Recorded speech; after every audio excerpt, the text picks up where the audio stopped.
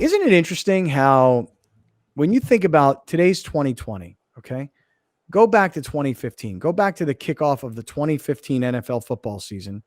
The Chargers were here in San Diego. The following year, did they still play here in 16? I'm trying to remember. They left in 17. Okay, right. So the Chargers played here in 15, played here in 16, and then took off. 5 years ago, the NFL called San Diego home. Now, Los Angeles has two NFL franchises. They've got the varsity team, the team that built the stadium, and then they've got the junior varsity team, aka the C-Words, who up and left their community to go to nobody. But incredibly, and we could never get it done in San Diego, they built a world-class super stadium. And they didn't do it with public money. There was no vote. They didn't say to the public, hey, this percentage of hotel rooms has to go to this, and that's how we build it. It was real simple. Here's one rich guy. He got a whole bunch of really rich pals. They're going to put together a loan, a financing plan. And even when the Chargers come up woefully short with their financial contribution, the NFL will cover costs or extend loans or lend more, whatever, to make LA a reality. And now, unlike in previous generations where LA could not hold on to two NFL football teams, there's two teams in one ultra super stadium. So it ain't going anywhere. The stadium and the teams and the league are not going anywhere. They are in LA now. And when they were in the Coliseum and they were in the soccer stadium, you might have held out hope. Like, man, I still hope one day the Chargers come back to San Diego. Those days are done, because it was one thing to say we're going to move to LA. It's another thing to build a $5 billion super stadium to house NFL football. And I don't want to say I was in denial, but isn't it interesting that when you watch it, you go, oh my God, dude, like it came to life. That was a racetrack I used to go to at Hollywood Park. And now it is the greatest stadium on the planet, or so we think. We haven't really gotten into the Vegas one yet. Yeah, we haven't gotten into Vegas, But man, it's just the NFL wanted LA, they got LA, and then they built that. And if you're watching, we're flipping through some pictures, and I'm telling you right now, if you've never been to Jerry World in Dallas, you should try it out. You should go. You should see a game there, because it's one of the truly amazing sports venues on the planet.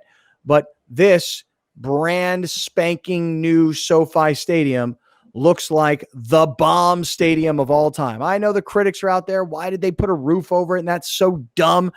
Dude, that's business today, man, is do as much as you can with that facility, not just play football there. And it just looks amazing. It's almost still kind of, I don't want to say hard to believe. It is. And I hate to use the word surreal, because I hate when everybody, how is that? Oh, it's surreal, dude. It's just a very surreal thing.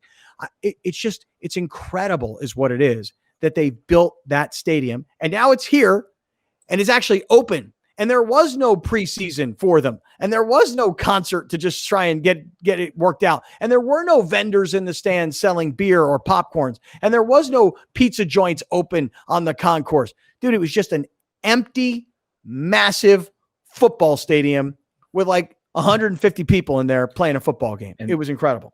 And that's what you get. And that's what you get. Go ahead. I'm saying that's what you get, man. This is Karma 101. Stan Kroenke, Dean Spanos.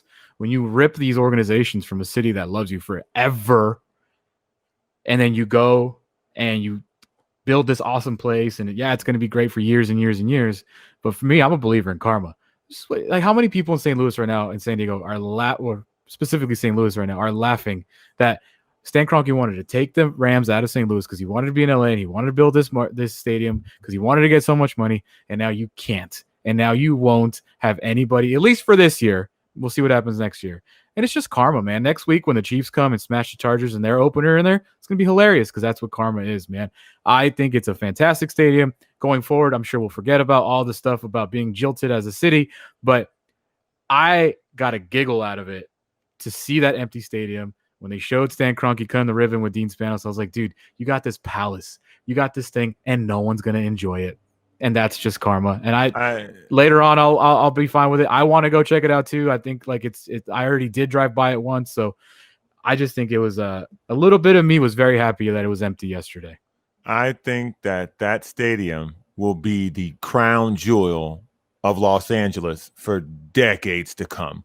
And the fact that no one is in it now will mean very little. The fact that anyone in St. Louis or anyone in San Diego have any type of ill will towards that building or towards Stan Kroenke is laughable. The man had $5 billion, $2 billion that he probably just had laying around to throw in on the extras because it was taking too long.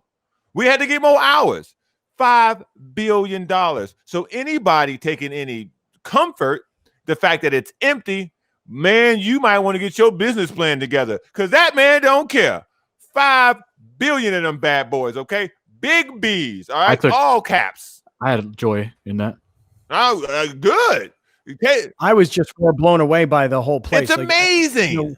When you look at the aerial views or you look at the outdoor shots and there's these waterfalls and this crazy architecture that you're like, I just want to know more. Like, I'd love to interview the guy or girl who was the architect. Like, what were you thinking here? Why did you do this? And part of it is because I haven't been there and I haven't walked the grounds and I haven't walked into the stadium and walked underneath and all the things that you get to do when you're in a stadium and you're calling an NFL football game where you get to know these facilities. Like, I knew Qualcomm like the back of my hand. I feel like I know Seattle very well.